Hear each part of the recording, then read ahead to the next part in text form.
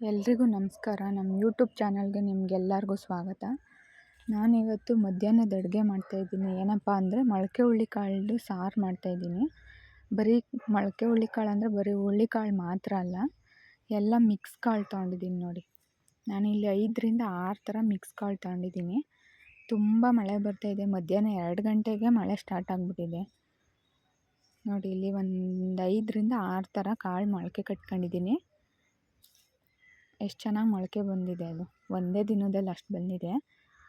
ಇವಾಗ ಅದ್ರ ಜೊತೆಯಲ್ಲಿ ಒಂದು ಬದನೆಕಾಯಿ ಮತ್ತು ಆಲೂಗಡ್ಡೆನ ಹೆಚ್ಚಿಟ್ಕೊಂಡಿದ್ದೀನಿ. ಇವಾಗ ಮಸಾಲೆಗೆ ಏನೇನು ಬೇಕು ರುಬ್ಕೊಳ್ಳೋಕ್ಕೆ ಅಂತ ಹೇಳ್ತಾಯಿದ್ದೀನಿ ನೋಡಿ.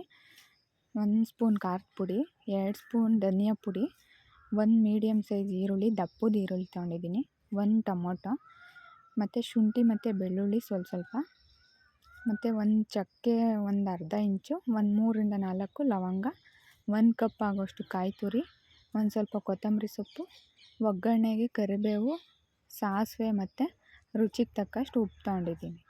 ಇವಾಗ ಇದನ್ನೆಲ್ಲ ಬಾಣಲಿಲಿ ಸ್ವಲ್ಪ ಎಣ್ಣೆ ಹಾಕ್ಬಿಟ್ಟು ಫ್ರೈ ಮಾಡ್ಕೊತೀನಿ, ಮಸಾಲೆಗೆ ಏನು ಬೇಕೋ ಅದನ್ನೆಲ್ಲನೂ. ಇವಾಗ ನೀರು ಕಾಯ್ದಿದೆ. ಕಾಳು ಮತ್ತು ಬದನೆಕಾಯಿ ಆಲೂಗಡ್ಡೆ ಬೇಯಕ್ಕೆ ಹಾಕಿದ್ದೀನಿ. ಒಂದು 3 ವಿಷಲ್ ಹೊಡ್ಸಿದ್ರೆ ಸಾಕು.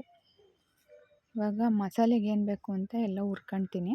ಒಂದು ಬಾಣಲೆಗೆ ಎಣ್ಣೆ ಬಿಟ್ಟು ಈರುಳ್ಳಿ, ಬೆಳ್ಳುಳ್ಳಿ, ಶುಂಠಿ, ಚಕ್ಕೆ, ಲವಂಗ, ಟೊಮೊಟೊ ಹಾಕಿ ಫ್ರೈ ಮಾಡ್ತಾಯಿದ್ದೀನಿ. ಅದೊಂದು ಸ್ವಲ್ಪ ಫ್ರೈ ಆದಮೇಲೆ ಅದರಲ್ಲೇ ಇವಾಗ ಕಾಯಿ ತುರಿ ಹಾಕ್ತಾಯಿದ್ದೀನಿ. ಇದನ್ನೆಲ್ಲ ಎಣ್ಣೆಲಿ ಸ್ವಲ್ಪ ಹುರ್ಕೊಂಡ್ರೆ ಸಾಂಬಾರು ಟೇಸ್ಟ್ ಚೆನ್ನಾಗಿರುತ್ತೆ ಅಂತ.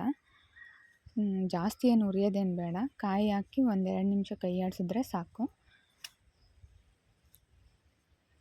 ಮತ್ತು ಇದಕ್ಕೆ ಇವಾಗ ಕೊತ್ತಂಬರಿ ಸೊಪ್ಪು ಹಾಕ್ತಾಯಿದ್ದೀನಿ. ಕೆಲವರು ಪುದೀನ ಹಾಕ್ತಾರೆ. ಪುದೀನ ಹಾಕಿದ್ರೆ ಅಷ್ಟು ಟೇಸ್ಟ್ ಇರೋಲ್ಲ. ನಾನ್ ವೆಜ್ಗೂ ಸೇಮ್ ಇದೇ ಪ್ರೊಸೀಜರ್ ಅಂತ ಪುದೀನನೂ ಹಾಕ್ಬಿಡ್ತಾರೆ, ಅಷ್ಟು ಟೇಸ್ಟ್ ಇರೋಲ್ಲ. ಪುದೀನ ಹಾಕಬಾರ್ದು ಕಾಳು ಸಾರಿಗೆ. ಮತ್ತು ಇವಾಗ ರುಬ್ಕೊಂಡಿದ್ದಾಯ್ತು ಅದನ್ನು. ಇವಾಗ ಸಾಂಬಾರಿಗೆ ಒಂದು ಪಾತ್ರೆ ಇಟ್ಕೊಂಡು ಅದಕ್ಕೆ ಸ್ವಲ್ಪ ಎಣ್ಣೆ ಹಾಕಿದ್ದೀನಿ, ಒಂದು 3 ಸ್ಪೂನ್ ಎಣ್ಣೆ, ಮತ್ತು ಅದಕ್ಕೆ ಸಾಸಿವೆ ಹಾಕಿದ್ದೀನಿ. ಇವಾಗ ಈರುಳ್ಳಿ ಮತ್ತು ಕರಿಬೇವು ಹಾಕಿ ಒಗ್ಗರಣೆ ಹಾಕ್ತಾಯಿದ್ದೀನಿ. ಇದಕ್ಕೆ ಈರುಳ್ಳಿ ಕಲರ್ ಚೇಂಜ್ ಆದಮೇಲೆ ರುಬ್ಕೊಂಡಿರೋಂಥ ಮಸಾಲೆ ಹಾಕಬೇಕು. ಜಾಸ್ತಿ ನೀರೇ ಮೊದಲೇ ಹಾಕ್ಕೊಂಬಾರ್ದು.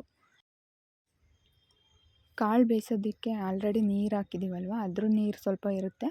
ಹಾಗಾಗಿ ನೋಡ್ಕೊಂಡು ಸ್ವಲ್ಪನೇ ನೀರು ಹಾಕ್ಕೊಳ್ಳಿ ಫಸ್ಟು. ಈ ಮಸಾಲೆ ಎಲ್ಲ ಕುದೀಲಿ. ಉಪ್ಪು ಇವಾಗಲೇ ಹಾಕೋಕ್ಕೆ ಹೋಗಬೇಡಿ.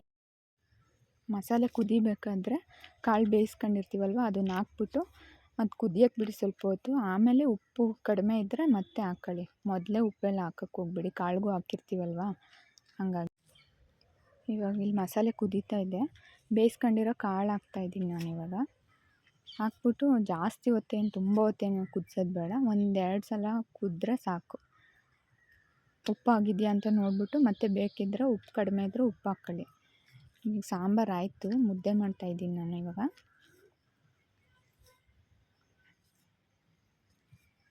ನೋಡಿ ಮುದ್ದೆ ಮಾಡಿದ್ದಾಯ್ತು. ಇವಾಗ ನಮ್ಮ ಮನೆಯವ್ರು ಆಲ್ರೆಡಿ ಊಟಕ್ಕೆ ಕೂತ್ಕೊಂಬಿಟ್ಟವ್ರೆ. ಇವಾಗ ಊಟಕ್ಕೆ ಕೊಡಬೇಕು ಅವ್ರಿಗೆ.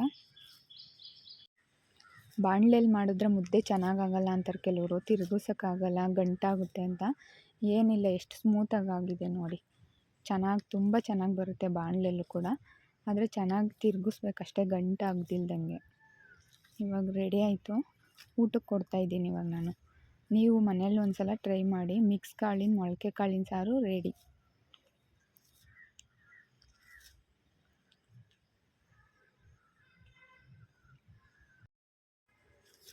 ನಮ್ಮ ಚಾನಲ್ಗೆ ಇನ್ನೂ ಯಾರು ಸಬ್ಸ್ಕ್ರೈಬ್ ಆಗಿಲ್ವಾ, ಪ್ಲೀಸ್ ಸಬ್ಸ್ಕ್ರೈಬ್ ಮಾಡಿ. ಮುಂದಿನ ವೀಡಿಯೋಗಳಿಗೂ ಹಿಂಗೆ ಸಪೋರ್ಟ್ ಮಾಡ್ತಾಯಿರಿ. ಲೈಕ್ ಮಾಡಿ, ಶೇರ್ ಮಾಡಿ, ಕಮೆಂಟ್ ಮಾಡಿ. Okay, bye friends.